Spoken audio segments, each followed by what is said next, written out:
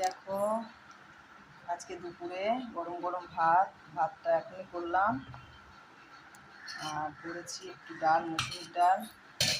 আছে আছে একটু ডাল সিদ্ধ, অনেকদিন ডাল সিদ্ধ খাওয়া হয়নি। আর এখানে আছে আমড়া, বাজার থেকে একটু আমড়া নিয়ে এসেছিলাম, আমড়ার টক। মা খুব ভালো খায়, মার জন্য এনেছিলাম। তো আর করেছি এদিকে নিরামিষ সব। আর আছে বড়ি, ধোকার বড়া, সোয়াবিন, কুমড়ো, তাই দিয়ে একটা নিরামিষ তরকারি।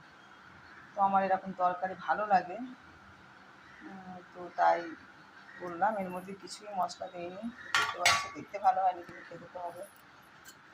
এটা কেমন টক হচ্ছে জানি না। তো এই হচ্ছে আজকে দুপুরের মেনু। আর দেখো এদিকে রয়েছে আমার কালকের জন্য। আজকে সকালে এটা আমার পথ্য ছিল, মানে একসঙ্গে বেশি করে রেখেছিলাম।